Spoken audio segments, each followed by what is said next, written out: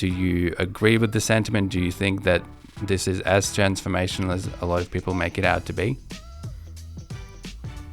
Anyone? Ryan, your thoughts first? Yeah, I think it is, but on a more mundane level than maybe what people understand from those comments. Like, as we said before, we're not at the stage where you're going to have robots walking around the street interacting as humans and having their own thoughts and being sentient. That's not what these people are talking about. But there is going to be a big impact on the various processes that business use, because you're basically combining some aspects of the power of human thought and reasoning, or at least human input. Well, Ryan's given a very concrete and very financial answer, which I appreciate, and I think I will go with the complete opposite and go for a far more speculative reason.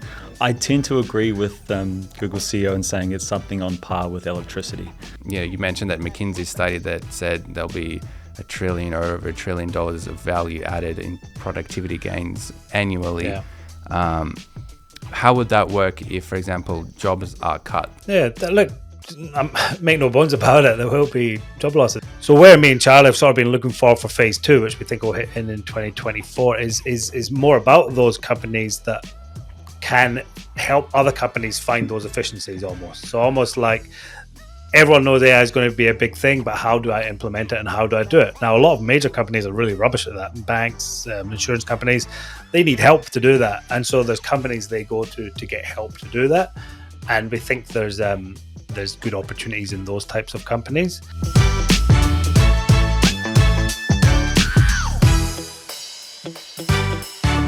Hello and welcome back to another episode of What's Not Priced In.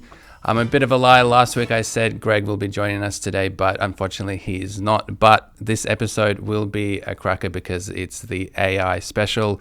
And joining me today are two of the Fat Tail family, Ryan Dinse and Charlie Ormond, and both of them are about to launch a very special investment service focusing all about revolutionary technology. And this episode is all about AI as that revolutionary technology. I thought maybe you can both introduce yourself, and maybe we can start with you, Charlie, because you're in the studio with me today. Thanks for joining me. No worries. Thanks for having us. I feel like we need to send a search party out for Greg, unfortunately. He will be back, but for now we're happy to take the studio over. So thank you for having us over. My name's Charlie Ormond. I'm the tech analyst here at Fat Tail. And we're starting a new service, Alpha Tech Trader, which I'm really excited about. My background is in fintech, as well as AI through machine learning. So I was working with Microsoft developing Microsoft Learn development courses on how to get people into the early stages of AI. So I've been interested in the field for a while and really excited to talk about it. Nice. And Ryan, what about you? You've been with Fat Tail for years and years. Since 2017. I'm almost at the point where I get long service leave, I think. So not far off. Don't tell Greg, but yeah, long service leave in May is applicable. So I've been around Fat Tail for a while. People that know me know that my interest is in the more speculative end of stuff, small cap stocks, technology, trading, cryptocurrencies. I really enjoy that aspect of investing. For the basic case is that there's a lot of uncertainty, which means there's a lot of potential value there that others don't pick up upon. And they're generally spots that the mainstream finance industry is too scared to invest in. So for the average punter like us, there's opportunity there to front run them, which is unusual in a lot of investing. So that's why I'm pretty excited about this new technology service we're about to launch. I think, especially in Australia, there's a huge gap in the market for good advice on technology stocks in Australia, not just in Australia, in the US as well. We're very focused on a lot of people like to make money from mining stocks and like to think about the exponential potential there. But and I like doing that too. But let's face it, technology has been the biggest driver of investor returns over the last decade or two, and that fact isn't going to change. And when it comes to something like AI, which I think we're going to talk about today, it is that kind of transformational technology that is going to impact on every industry, including mining, including banking, including commerce, everything. It's going to be touched by everything, much like the internet did. So I think we're at an ideal time to start at least exploring some of those ideas as Australian investors and start to work out where the value is going to accrue, because you don't want to wait until it's obvious, Well, I think I've got a lot of questions that I want to ask you guys, so I'll just jump straight into it. And Obviously, I want to talk about what AI is and what AI is not. I think a lot of media reports have, people are talking about AI all the time. So I want to get your thoughts on, maybe some misconceptions about AI, maybe some things that investors are getting wrong about AI. And obviously, this is, we're investors here. So then I want to get your thoughts on how investors can potentially play the AI theme. I think at the moment, the biggest name in AI is NVIDIA, but are there any other ways to play the AI theme? So that's some of the stuff that I want to cover with you guys. But maybe I thought I'd start a bit broader, and I'd sort of set the scene. So I was watching this documentary a while back. It was about AlphaGo. So in 2016, there was this Google subsidiary called DeepMind, and DeepMind had this AI program called AlphaGo, which famously defeated the world's best Go player. And there was a lot of fanfare, a lot of celebration, but quickly that fanfare died. The public's attention went elsewhere. Nobody really cared that much anymore. And then fast forward to 2023, ChatGPT launched, and the public now all of a sudden can't get enough of AI. AI is everywhere. Everyone's talking to AIs. Everyone's got their AI apps. So my question to you both is, sort of what changed and, why now? Sort of why is this the moment? Why is this the AI moment? And why do people feel like the AI technology that currently exists is the one that sort of is the biggest technology, is the difference maker? So that's my question to you. Yeah, both. Look, I think Charlie, you've actually got a good answer on what AI is, and the sort of three sort of branches of AI instead of using the catch-all term. So maybe start with that, because I think that will help conceptualize what we mean when we say AI right now, what it might mean in the future, and how that leads to the investment opportunities. Yeah, absolutely. Just to quickly answer that in the most basic way, I would say that the difference was it's customer facing, right? ChatGPT was extremely customer facing. But back to the idea of the phases and what that relates to in terms of AIs, you can kind of think of the development of AI into three major phases. The first phase, which we're in right now, we can define as narrow AI.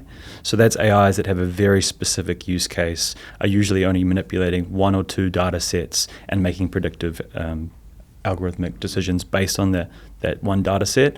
They're very kind of one tool, one use, and they don't have any form of reasoning or understanding. The next phase, which we're hoping to get to in the next 5 to 10 years, is what you'd call general AI rather than generative. So that's something that might have a level of human reasoning or cognition, or just a general level of skill intelligence across a broad range of tasks. So it's not just a narrow single task tool, it can do multiple things, and that's where you think you'll see the ultimate kind of productivity explosion. And then the final third phase is kind of what you call super AI, coming from Nick Bostrom's great book Superintelligence, in which the idea is that the AI itself can iterate on its own improvement, and because it has that form of reasoning from the past, it is able to do that very quickly, and you get something called an intelligence explosion, and that's when you move into a highly speculative area, which we can't really say where that will be, but it will certainly be an incredible time for humanity.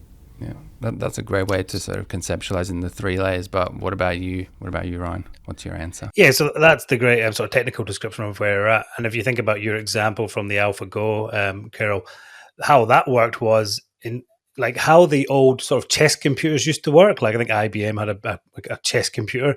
They would actually teach the chess computer, IBM, how to play chess. So they would show it great games, and it would learn from seeing how humans behaved. The difference with Google's AlphaGo experiment was that they didn't feed the computer any games. They merely told it the object of the game and the rules.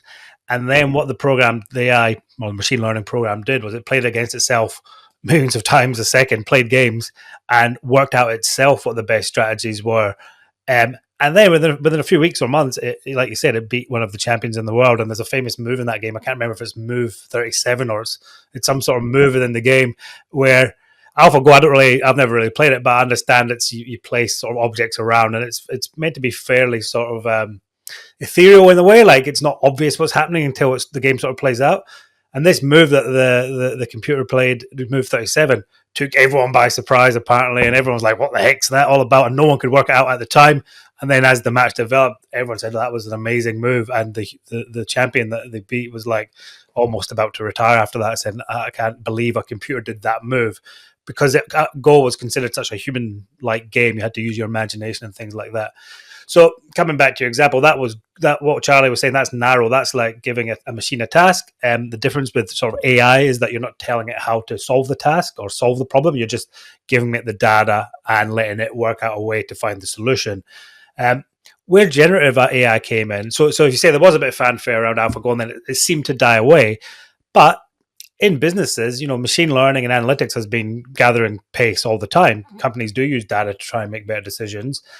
Where generative AI took the next step of AI was it made it easier for at least to appear that we were interacting with the machine. We were like typing a sentence and it was answering in a way like a human, so that it seems like a simple change, but that was a big step change in how AI could function in a sort of like in a good way, in a believable way. If ever anyone's played around with ChatGPT, sometimes it can amaze you. Sometimes it makes mistakes and produces nonsense, but a lot of the time it comes up with you can have full-on conversations with it if you really want to. So it's pretty amazing. And that breakthrough was a big moment for AI in the sense that enables a lot of interesting things to be done by businesses and by humans and new products to be created, because you have at least the semblance of a machine interacting with humans on some level, or a machine taking human input and creating an output. It's not getting past the narrow stage that Charlie just defined and going to general, but it almost gives the impression it is to a degree, at least the illusion that it is.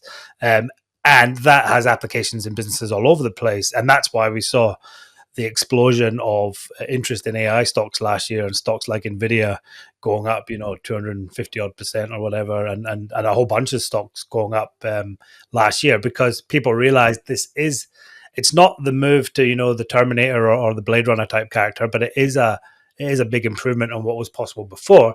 And importantly, it is a big change to AI in terms of the applications it can be used for in a business context. So that's why the investment community got really excited by it.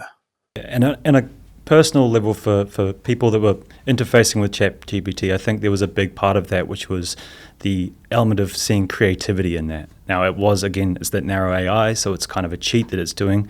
It's essentially interpolation. So I don't know if you know what that is, but if I gave you the numbers 7 and 9, you would guess that the number in between would be an 8. And so that's interpolation, is kind of combining those two. So ChatGPT does an amazing thing with that, where it can interpolate entire different text. So you could say to it, make me a recipe, in the form of the Constitution, and it will do that with that interpolation. So that kind of gave people that were using them this idea that, wow, this thing is really creative. But it's not. It's using a certain narrow AI, but it gives that idea, and that's kind of giving people that excitement for the next phase of generative AI, or general, sorry. Yeah. So would you agree that there's the age before ChatGPT and then the age after? For sure, certainly. Okay. So we're in year one. All right. Well, I think because I think this is more of an investing podcast, so obviously everyone sort of agrees that AI is a transformational technology, but it's more like, okay, how do you play it? But before we get into that and maybe some potential stocks, I do sort of want to get your views on exactly how transformational the technology is, what it is and what it is not, what it can do, what it can't do. And before that, I'll just maybe read out some of the opinions from some major players like Goldman Sachs, the Google CEO, and also the Nvidia CEO. So I think Goldman Sachs, in a report last year, said that the rapid rise in mass adoption of generative AI in a relatively short amount of time has led to a velocity of fundamental shifts in strategic decisions we haven't witnessed since the advent of the internet and mobile technology. In a similar vein, the Google CEO compared AI to electricity in terms of its societal impact. And he said, I've always thought of AI as the most profound technology humanity is working on, more profound than fire or electricity on anything we've done in the past. And in a recent earnings call, Nvidia CEO said generative AI is the largest TAM expansion of software and hardware we've seen in several decades. So obviously there's a lot of hype about AI, and obviously these quotes I've shown, they're quite superlative about AI. So do you agree with the sentiment? Do you think that this is as transformational as a lot of people make it out to be? Anyone? Ryan, your thoughts first? Yeah, I think it is, but on a more mundane level than maybe what people understand from those comments. Like, as we said before, we're not at the stage where you're going to have robots walking around the street interacting as humans and having their own thoughts and being sentient. That's not what these people are talking about. But there is going to be a big impact on the various processes that business use, because you're basically combining some aspects of the power of human thought and reasoning, or at least human input, with the power of computers to process that information and produce an output. And that's a subtle difference that makes a lot of different processes a lot more efficient. And I'll give you what's a mundane example from my work experience, but if you extrapolate that out into the global context, you can see the basic cost efficiencies that something like generative AI can do. So look, when I was a financial advisor, you would meet clients and you would have a chat with them, over the couch like this for, an hour or two, trying to find out what they wanted out of their finances, get to know them, stuff like that. That process might take a couple of hours. In that time period, you had to fill in this big, 30, 50 page fact finder where you had to record everything that they said and their details and that, which was a bit of a hindrance actually, because you're trying to establish a relationship with people, and instead you're filling in a form. So that was, and it was a lot of work. So when the people left, you'd maybe have to spend another 2 or 3 hours just completing those forms. Then you'd have to spend another, maybe 8 to 10 hours working out a strategy for them. Even if you already knew the strategy, you still had to present it in a way that you considered a lot of other alternatives. So, you're talking, there's maybe 2 hours of meeting them, 5 hours of after work, another 8 hours there. Then you'd have to send all your documentation and notes to our power planner who was sat in an office somewhere in the city. They would then spend another, 4 to 8 hours drawing up a statement of advice or a written document, which was another 50 pages. And the thing is I could be sitting here speaking to a client, and in the first hour, I would know exactly what I want to do for them, exactly how to implement it. And it was just this massive trail of paper, trail of documents that had to be done because that's the way the legislation wanted it. Now, if I think about how generative AI could be used in that context, imagine I'm in a client meeting and there's a generative AI tool there that's recording my conversation with the clients and automatically filling in the paperwork as we speak. That's possible with generative AI. If it can understand the context, it can fill in all that out. Imagine there's a generative AI that can come up with a bunch of strategies straight away and document all that for me. There's another 8 hours saved. Imagine it can take all that information and create the plan without ever having to go to a power planner or some administrative person to do that. There's another 4 to 8 hours saved. Now, you might still need a human check over all that at some stage just to make sure it's fine. But you're talking a massive efficiency savings in a sort of paper trail, which every financial advisor has to go through every time they give any piece of advice. Now, imagine accountants, lawyers in much the same boat, even doctors. Everything these days has to have a trail of documentation and a trail of justification. To my mind, generative AI can do a lot of that automatically, taking the initial data and making sure everything else is filled in. And it won't replace the people giving the advice necessarily, but it will replace some of the in-between tasks, the administrative tasks that are basically just required to meet obligations. And at the moment, a lot of the time they're done manually. So I can see generative AI being this massive efficiency driver in all sorts of industries, from financial services to insurance to medicine to security. And if you extrapolate that across the global economy, that is massive cost savings. Now, McKinsey did a study on that, and they said, look, generative AI is going to save between $2 to $4 trillion of costs annually across the global economy. Now, you extrapolate that goes for any company, whether they're involved in AI or not. I was talking to a director of a packaging company actually over the weekend. He's CEO of this sort of mid-sized packaging company, and even he's been going around their factories and trying to work out how AI can optimize their processes, both on the admin side and also on the factory floor. Can they use AI to produce things more effectively? So companies, from the smallest companies to the largest companies, are all looking at this because they sort of know if this is real and if it does have these efficiencies and they don't do it, they're going to be beat out by competitors that do it. If your competitor has a cost base that's 10% cheaper than you, 10% in your margins is something you can be beaten in quite a lot and lose your business pretty rapidly. So I think as investors and as businesses, that's the really interesting thing. It's not it's not sentient robots coming to take over the world, but it's, as an investor, this is an exciting story to try and work out who are the winners and losers of this process going to be. Yeah. So it sounds like you're sort of saying AI at the moment can sort of cut the red tape and maybe grease the wheels a bit faster and stop all of that bureaucratic administrative work. 100%, yeah. But not just like a little bit, not just a 10% gain. I'm talking like, a 90% reduction in some processes. Now, not across all the business, but in certain processes, you could be getting 90% cost savings or time savings. And some of the companies me and Charlie have been looking at have been doing that already for companies. Have been using the power of machine learning in the past, but now also generative AI to find these little efficiencies. And a lot of companies in the world today, they've never modernized their tech that much either, and this is sort of given them the impetus to really do it. A lot of companies have got by without having to like do the big tech upgrade. But this time it's sort of the risk if you don't is the risk that you get beaten out by competitors that do. And I think everyone's aware of that. And that is why you're seeing such high demand for like NVIDIA chips and things like that. And you're seeing, Meta over the weekend just said they plan to have, I think, 350,000 NVIDIA GPUs this year. They're going to buy, that's like $10 billion worth of GPUs that just Meta are buying. And the size of the AI chip market as it stands is only about 30 billion, I think. And Meta, one company just said, we plan to buy 10 billion. I read some data today that also said AMD think the total addressable market for these AI chips by 2027 will be 400 billion. So like I said, today it's like 30 billion, the total addressable market. By 2027, only 3 years, they think it'll be 400 billion.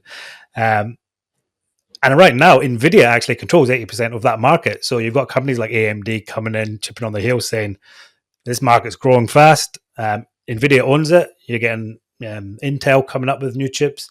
You're getting a few other companies, even like startups, coming up with new chips. Everyone wants a piece of this market because if you've got a total addressable market growing from 30 billion to 400 billion in less than in 3 years, that's a lot of money to be made. And that sort of that demand for those chips sort of shows us that this trend is real.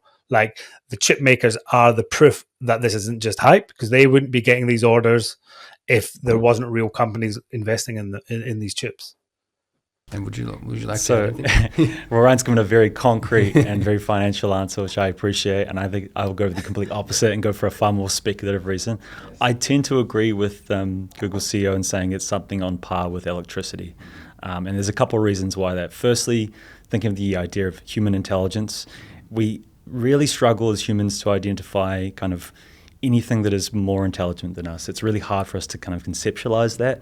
And so if the idea of a super powerful AI being many, many thousands of times more powerful than us, as well as holding all the information that is currently available, that we've built up over our entire civilization, and being able to execute that, has some really strong capabilities for big discoveries of the next technology, the next big power breakthrough, whether that be something beyond fusion or actually how to get fusion to work properly. Just something like that would be very transformational for us in general. I think there's another part of that, which is when you hold all that information in, there is a lot of cross-pollination there, which humans don't do. I think a good example of that is we mentioned Demis Hassabis before, the founder of DeepMind, CEO subsidiary that started the Go breakthrough. His big breakthrough and why he started that company was he was mixing computer science, which he knew and did very well. He was a really great computer scientist for a number of years, and his neurobiology. He was a great neurobiologist. So combining those two, he was able to come up with the idea of neural nets and using the idea of an AI system that looked more like human neurons, right? And just that breakthrough alone completely unlocked the space. So I think there's a lot more of that hidden, whether it be like marine science and physics. These are the things that we wouldn't have human specialization in, but I'm sure the AI will be able to find those things that will be the next breakthrough. Yeah, well, speculative but very exciting, so thanks for that. And I think I might as well ask you guys this, because we've talked about efficiencies, and maybe some people will see in that word a euphemism for maybe job losses. So recently, OpenAI, Sam Altman talked to Bill Gates on Bill Gates' podcast, and they were both sort of talking about the speed of AI adoption, and they sort of did say they were a little bit worried at how fast it was going. And here's just some quotes I have for you then, and I'll get both your thoughts on it. So During the conversation, Gates raised concerns about the speed of AI improvements, and he said, I guess you and I have some concerns that AI will force us to adapt much faster than we've had to ever before. And to which Altman replied, that's the scary part. It's not that we have to adapt. It's not that humanity is not super adaptable. We've been through these massive technological shifts, and a massive percentage of the jobs that people do can change over a couple of generations. And over a couple of generations, we seem to absorb that just fine. But the issue here is that each technological revolution is gotten faster, and this will be the fastest by far. And this is the uncomfortable part. He then said, that's the part that I find potentially a little scary, the speed with which society is going to have to adapt, and that the labor market will change.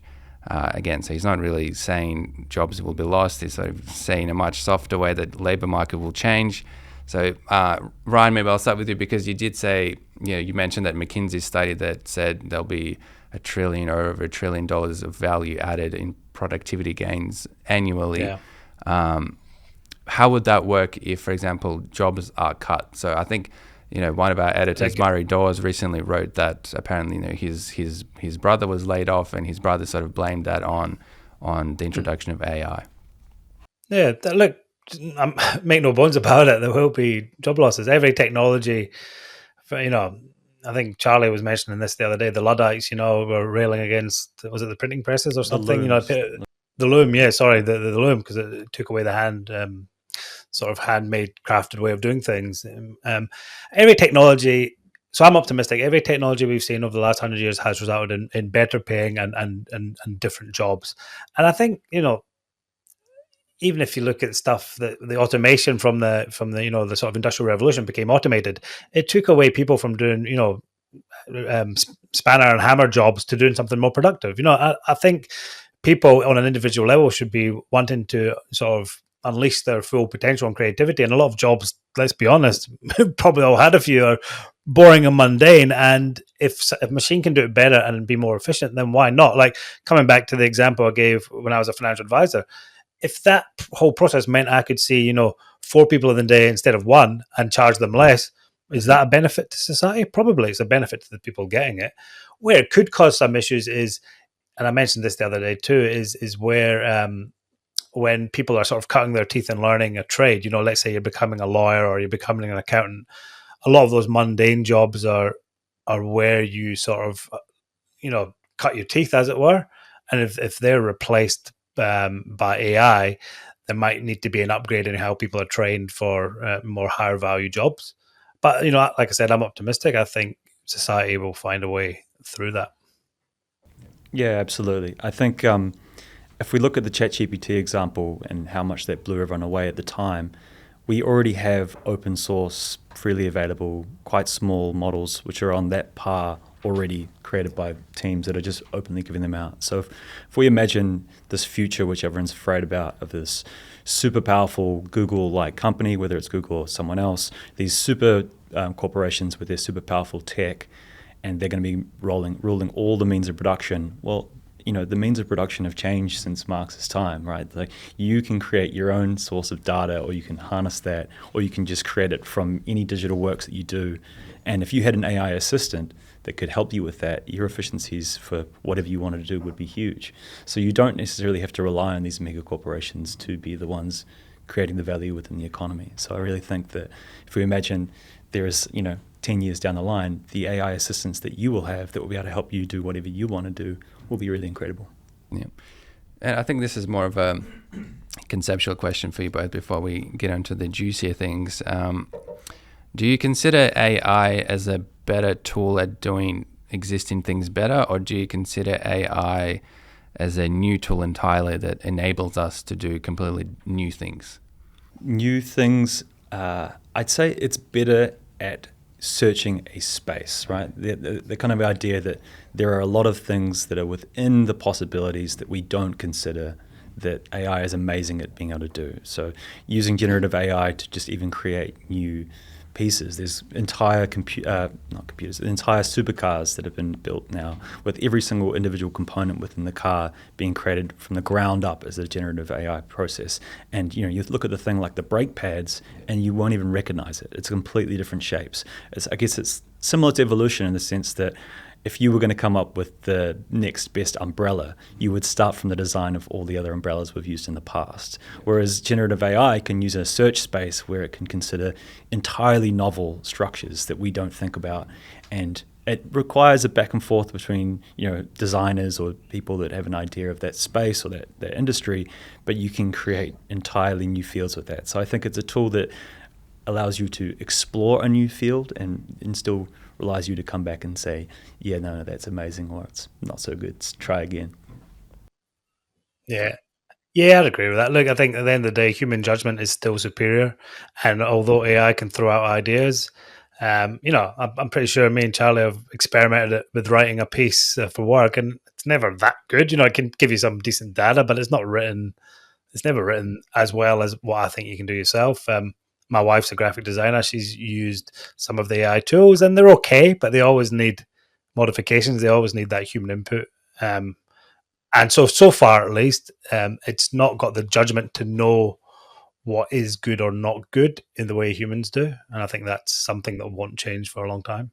I guess you could say that human judgment was inferior in the Go case when that AlphaGo beat it. So there are some cases where, unfortunately, human judgment. But I suppose that's a game. That's a game with rules and an outcome. If you're talking about a piece of writing or a piece of art or even a design, even a car design, like my dad loves cars, but why does he like one design rather than another? I don't know. It's just his judgment. And yet, usually what he thinks, I think, oh yeah, that's probably right. But I don't know why. There's no rules. So can an AI work out the best way of getting an outcome? Yes. Can it make a subjective judgment on something like that? I don't think so. But yeah, we'll see. I think that Move 37 is a really good example that we kind of still hark back to, even though it was quite a long time ago. I myself am a big Go player. I'm a big fan of it. I never really got into chess, but Go it's amazing because there's so many potential moves and everything's orthogonal. There's not an ideal next move like chess where everything is kind of rote in the start of it.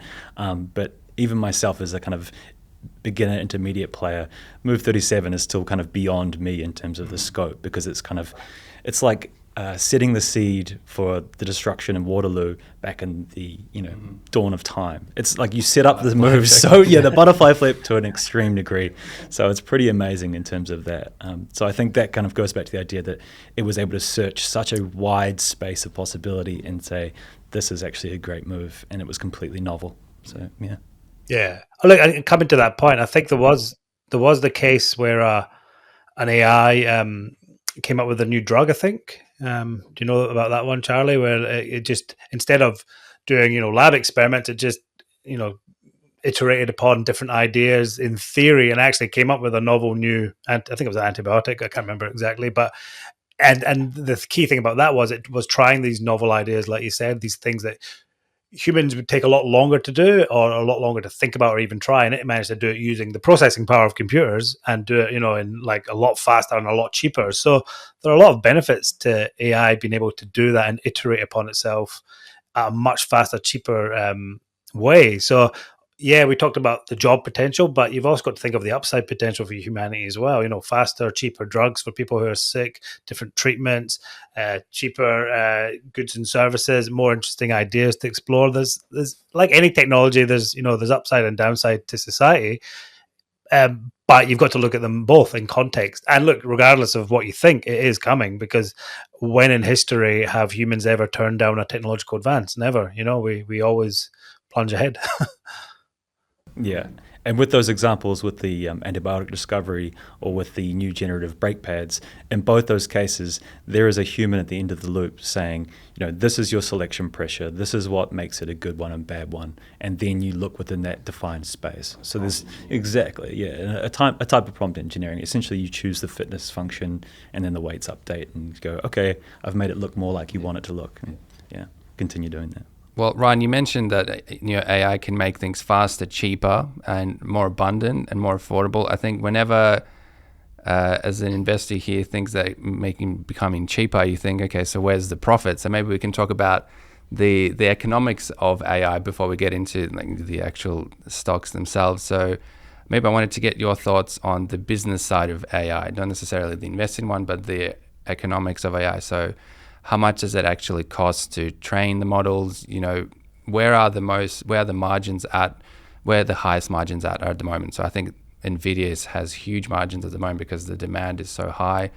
But what are the economics of AI basically? Look, if you come back to what happened last year, I'll give you an example of where the value is sort of accruing first, and it is in microchip stocks. So I read a stat the other day that said if you bought a basket of an index of microchip stocks 12 months ago, it did 50% better than an index of software stocks in the US. So, the microchips were the things that are needed first and foremost, and that's why you had NVIDIA go up so much.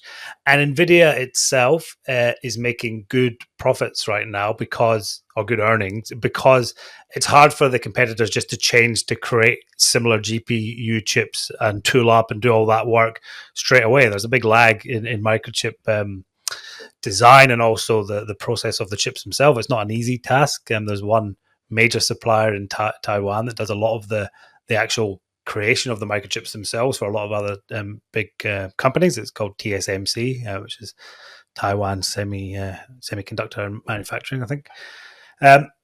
So last year was the year of the microchip. The microchip stocks have all gone up. A stock like AMD right now, which is Advanced Micro Devices, is trading at an earnings multiple or EBITDA of around about 62 times earnings. And that is against a sort of 10-year average of about 38, I think. So right now it's priced fairly high because investors are betting that companies like NVIDIA and AMD that have the chips that people like Meta and Apple and Google want, they'll manage to maintain those margins for the next year or two at least. But after that point, it is likely you are going to get competition coming into that space. Like, no one's going to let NVIDIA own 80% of a $400 billion a year market. So Intel are already making strides in there. AMD are trying to play catch up. There's a bunch of other ones, Qualcomm, things like that. Everyone's trying to get into the space. I think Apple are talking about making their own custom made chips. Sam Altman is looking to raise finance to build a chip supply network, his own supply network. So as an investor, the microchip market, there might be further gains there. I'm not too sure, but it does seem like it is priced to perfection right now. And that's sort of the phase one of that AI value process.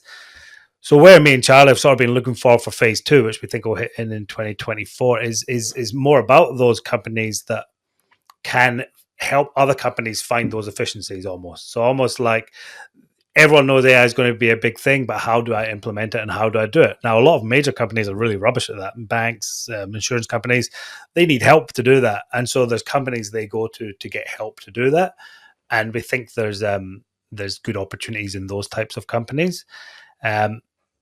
We also think there's good opportunities still in companies that have unique sources of proprietary data, because what a good AI model needs is the ability to train itself using data, essentially.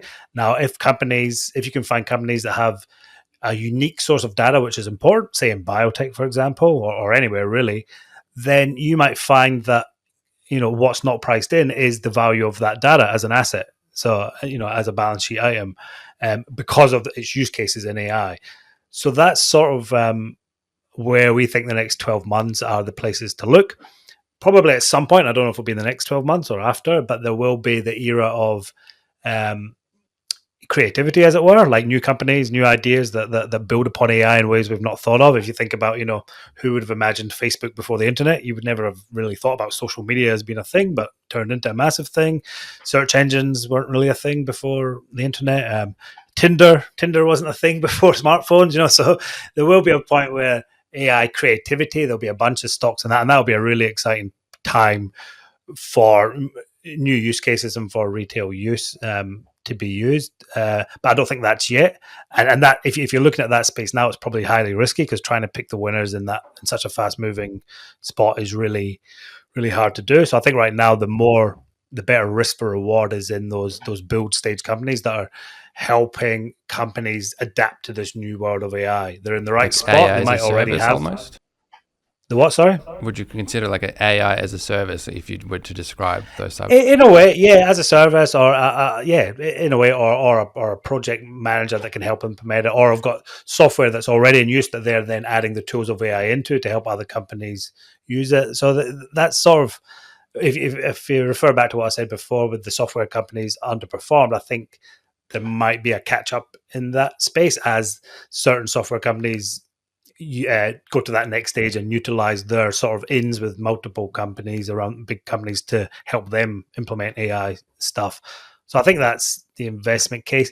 In terms of the margins in that, there was I think you sent me this article, the table you sent me the other day from a Goldman Sachs, Kiryll, that showed that some companies, could increase their earnings margins by big name companies by about 400%, 300% due to just using AI efficiencies. So that's the opportunity that people aren't pricing in yet down that value chain. They're pricing things in the chip space, I reckon, like to a fairly healthy degree. And it will only take like one sort of miss in something there for prices to come down. If they don't, it could keep on going up. But you're taking more of a chance there of something going wrong.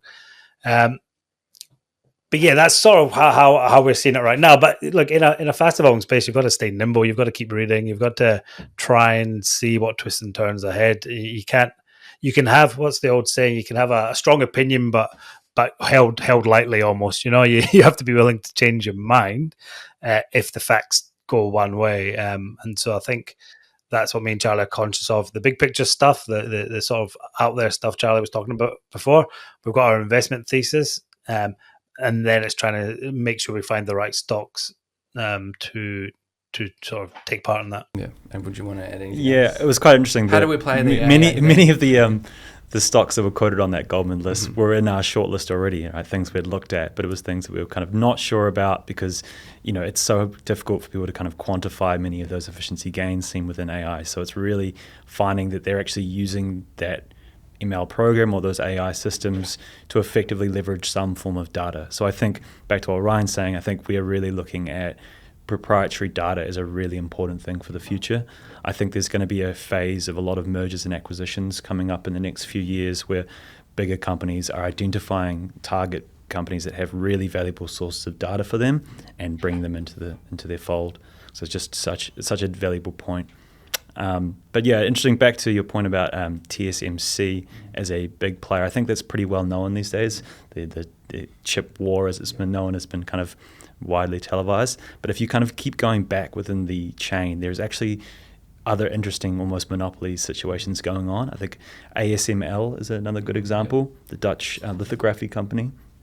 So they're the only kind of ones that operate the lithography devices for TSMC, so that's a single monopoly just behind that, which isn't as well known. And then if you go back one more, there's only one company that supplies the lasers for them as well. So I think there's a few players like that where you can kind of keep following some supply chains, and then you'll find some really amazing companies, and a lot of them are international, so they can if you're ready to look for them, they can offer some good margins. Yeah, and not necessarily without naming stocks, but you sort of mentioned how you sort of assessed supply chain. So as an investor, what are maybe some tips of looking for ideas in AI? So you obviously mentioned you're trying to going down the supply chain until you maybe find a monopoly like ASML. Is that sort of one way to approach it? Do you have any others? Yeah, and you don't have to name stocks. It's just more like how to approach this AI, because it's so diffuse and everyone knows AI is a big thing. But I feel like right now, a lot of investors don't really know how to approach it.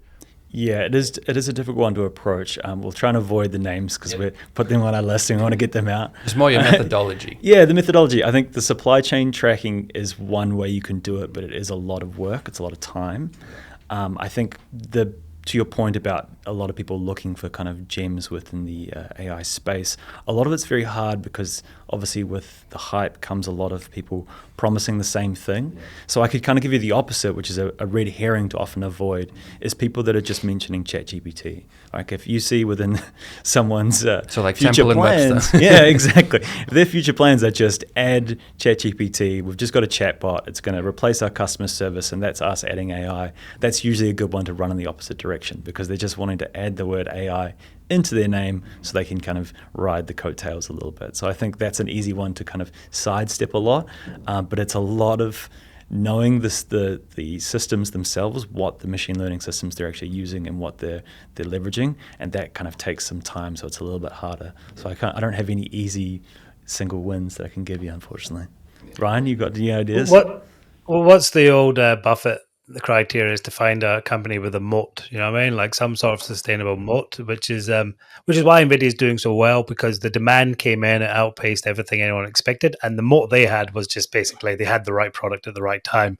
Some of that's luck, to be honest. I mean, Nvidia itself was a gaming chip company for many years, and it just happens to be that these GPU things are ideal for processing AI data as well. Not to say they didn't have some idea of that, but the timing of that, ChatGPT launched it and they were just in the right space. Whereas you look at a company like Intel, which people have probably heard of, they were big in the CPU market, which is not the GPU market.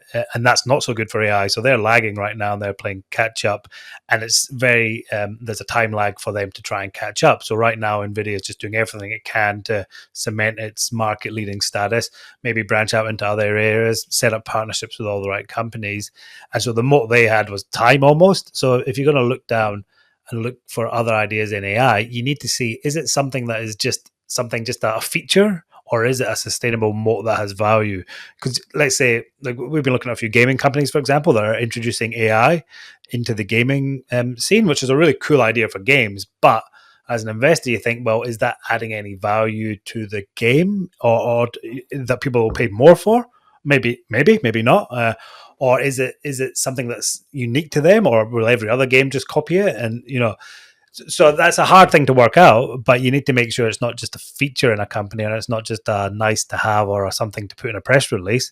And even if it's a service company that's driving AI adoption, you need to say, well, how competitive is the marketplace they operate in? Like you're only going to choose them because they have a unique specialist skill or something, which means that competitors can't come in and eat their margin. You know what I mean? What's the old saying? Your margin is my opportunity. So like you need to make sure that there is some moat, or at least some competitive advantage. And that's a very hard thing to work out.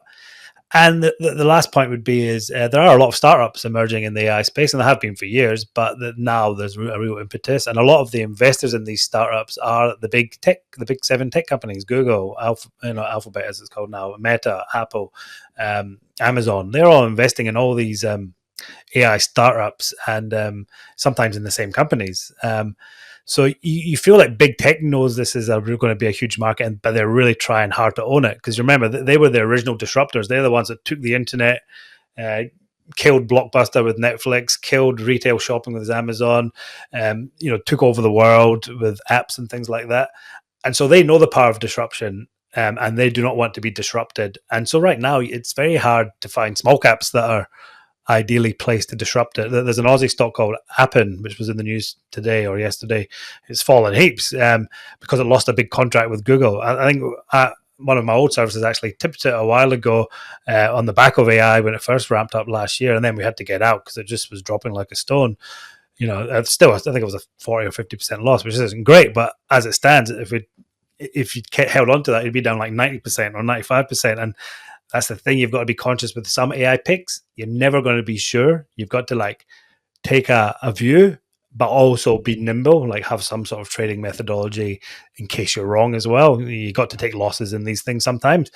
But this is what I love about investing. If you choose the right industries with this asymmetric upside, then your winners will more than make up for your losers over time. You just need to keep researching, keep filtering in as much quality as you can. Take an educated guess all the time, because you can't wait until something's certain. Otherwise, it's priced in. As you know very well, Kiryll, everything's priced in except the unknown future. And then you trade it. And try and de-risk it. Take some of the strategies that Murray Dawes uses in his trading service, where he de-risks as quick as he can. And then you hold on, because I've lived through many speculative booms, from lithium to blockchain stocks to fintech and cryptos. And when you get something right, you hold on, because the upside can blow you away. And think about the .com boom, for example, in 2000. I suspect AI will go through a similar moment at some stage, but who knows when, Yeah. And I think you mentioned competition, so I just wanted to maybe ask a little bit facetiously, a bit of a controversial question. Will AI ever become equivalent to a toaster? And the reason why I say it is because there's an investor called Bruce Greenwald, and he wrote a book called Competition Demystified, and he sort of popularized that quote that in the end everything is a toaster, because I think, like you said, if people see there's a lot of margins, then they sort of swarm into that industry. That industry becomes hyper competitive, and that drives down margins, and that drives down profits, and everything becomes commoditized. So do you think that, especially, I think you sort of already mentioned in the chips sector, Intel is coming, AMD is coming, so NVIDIA is going to start to have some competition. So do you ever see AI, which is so transformational and for a lot of people so complicated and fancy, will ever become equivalent to a toaster? It's funny you say that, because I was watching a cartoon with my 8-year-old and his cousin the other day, and it was this really weird cartoon. I can't remember what it was called, but the kid was trying to reinvent the toaster because it kept on burning his toast, and they went on this massive adventure of trying to reinvent the toaster, and they couldn't recreate the one that wouldn't burn the toast. So I don't know what relevance that has to your question, but it just made me think of it. Could it be commoditized? It comes back to what we were saying before about the importance of good data. These AI models and the data they're used upon will be intellectual property held by certain companies. There is an open AI movement out there as well, which is trying to make these tools available to everyone. And personally, I'm rooting for that outcome. But I also know that these models will be so valuable that there will be private companies that have got access to either sensitive data or proprietary data or some sort of data, will create specialist models, and that'll be their IP. It'll be like McDonald's secret Big Mac sauce that will be kept in a lock and key somewhere, or Coke's secret recipe. So you're not going to get those things will have value. Now, could these models change over time? I suppose they could, because you get new data all the time, don't you? And you get new sources of data. So will one AI model win out in a certain area? Probably not, because there will always be competition, and that's good. But that does rely to a certain extent on the free flow of data, and that's sort of a side issue. But part of the crypto movement, which I'm sort of obviously interested in as well, is about the self-sovereignty of your data, and not giving it to all these different companies all the time. And I would like to see that AI sort of play a role in accelerating that movement, because if you want to have an AI assistant or AI version of yourself, you want to keep your own data. And I'd be interested to see how that goes. I'm not sure if that answers your question, but that's sort of the way I'm looking at it. I think Intel's really the one going to be pushing forward with that, right? Their next generation of laptop chips are going to have their own ChatGPT, your own AI personally on your laptop, on your own local device, so all your data stays within your device. But I think that, to your point about it, commodification of all of these pieces, there's going to be so many different types of algorithms that have that specialization, as Ryan said. So it's going to take a long time for it to really bring the value down, because there's just, the orthogonality of intelligence means that there's so many different places and different applications where you can have AI completely redefine it, So I think it's going to take some time for us to really shake that tree and know how far you can actually go with those algorithms. So you could imagine Kiryll, imagine an AI toaster. An AI that probably will was be attuned to when you wanted your toast in the morning, and just you walk through to the kitchen and the toast just pops up straight away. That'd be pretty cool. This is like the dream of all of these brain chip like companies, right? This neuromorphic computing, the idea that you can bring the costs down of AI to such an extreme degree that every little edge Internet of Things will have its own little AI making its own little decisions. We're still a long way away from that, but if you can get those costs and that power consumption down, the possibility is there. It's not like it's defined by physics. It's not impossible. And then in that world, everything will be a toaster. Yeah, everything. An AI toaster. AI toaster for everyone. Well, quickly on that, I think you sort of mentioned the proprietary models, and I wanted to get your quick thoughts on maybe the proprietary models versus open source models, and how should investors think about the existence of open source models? Do they pose a threat? I wouldn't say they pose a threat. It's a bit more of an existential rather than a business question about the philosophy between open versus closed. It's kind of funny that we see that Meta is kind of the champion of open these days. From my insider what I've heard, it sounds like that was more of a mistake than an intentional decision by them. When they were starting Llama, they leaked their source data, and then they're like, oh, we'll just make it open source and then we'll make this philosophy. I understand Sam Altman of OpenAI, his critiques about the idea of open source because of the potential risks of people using these things for harm. But ultimately, I think that you're just going to have to accept it, because the way humans are, that there's always going to be someone who wants to share it, who wants to redefine it, and wants to disrupt the space. I think Mistral is a really good example recently. Everyone's been following what the next ChatGPT 5 may be, and then a small French startup just opens a torrent link, shares a 6 gigabyte system that completely blows everyone out of the thing. They get invited to Davos. They're speaking to world leaders. So the ability for these smaller open source players to come in and completely disrupt the space means, I think, that you can't ignore it. You just have to accept it. And I think the risks, as far as they are there, are a little bit overblown at this point. I've got a friend who works within one of the companies, and he was saying 99% of the blocks they have on the ChatGPT, it wasn't ChatGPT, one of the ones like that, 99% of the blocks were to do with sexual content. They weren't due to people being like, build me a bomb or something like that. So it's this idea that people were striving for this connection with something else rather than using it for malicious terms. So it's kind of interesting. Yeah. Well, actually, since this is, we're in Australia, and I think a lot of the attention in AI is sort of centered overseas, especially in the US. So, and we've mentioned BrainChip and Appen. Obviously, those stocks haven't done so well in the last 12 months, when obviously AI stocks overseas have done well. So I'm just wanted to ask you both, how small is the AI stock universe on the ASX, and are you looking elsewhere? Is it small pickings here? It's pretty small, to be honest. There's a few interesting companies worth looking at. Definitely worth trading, maybe worth investing, but you have to just see how these things play out. You have to come up with the right strategy for the right stocks. And in Australia, it is slim pickings. Like I said, Appen was probably the one AI stock everyone had heard of, and look how that's performed. But there are others, and it'll be interesting to see how it plays out. Sometimes you have to look for orthogonal opportunities. Like, is there a mining material essential to the AI opportunity? And that might be an interesting way of playing it. Or is there a bank or a fintech using AI in a novel way? There's always something you can use, but the actual heart and soul of the technology is mostly coming from overseas markets. And there's definitely more opportunity in things like the US, for that sort of earlier stage, speculative sort of technological stuff. And also the big players, let's face it, the big tech players are mostly in the US as well. But it doesn't mean there's nothing there. And over time, as the trend develops, we have got good universities here in Australia and smart researchers. And I've always wanted to see Australia utilize its superannuation funds to invest in tech more forcefully. Why not use that big pool of money? Now, you don't need to go crazy with it because it's speculative, but 0.5% or 1% of that massive amount of capital invested in tech is probably not a bad idea for Australia, and I'm sure it would pay off in investing returns and jobs created and technology and things like that.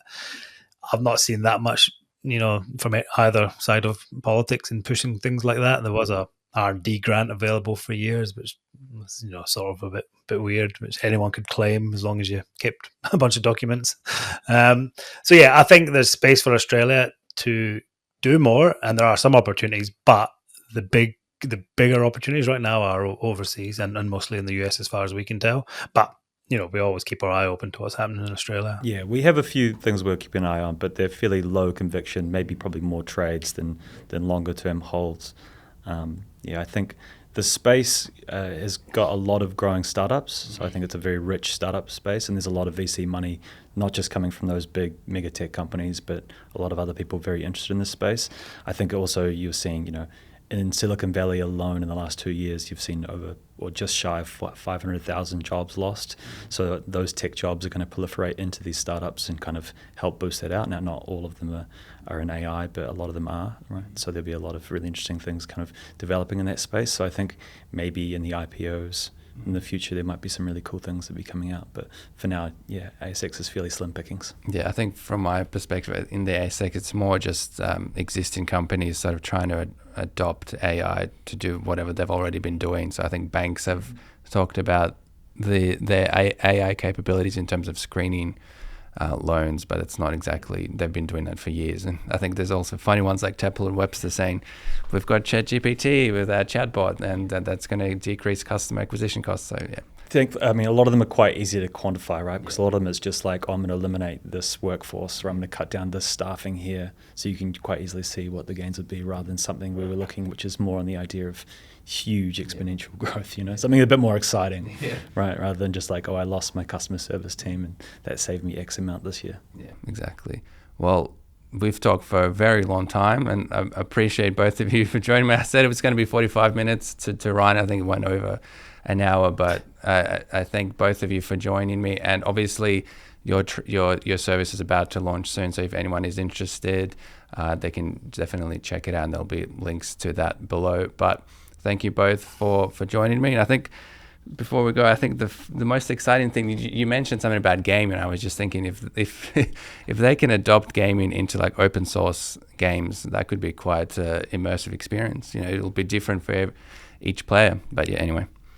Well, I've heard of an AI tool, Kiryll, that you can use where, like, say you're doing like Super Mario, you can get the AI to create a new level that already exists. So I know my kids like tried to get me to buy additional racetracks and levels. With AI, I won't have to. I'll just say, get AI to create it for you. Yeah, my prediction is the next decade you'll see your own personal movie. You'll just be able to put it on, and it'll just be generating the video of whatever thing that interests you. It just keeps going. Well, there you go. That's what's not priced in prediction. And we'll come back to it in 10 years' time. But Ryan, Charlie, thanks for having me, and see you next time. Yeah, thanks for having us. Thanks, Kiryll.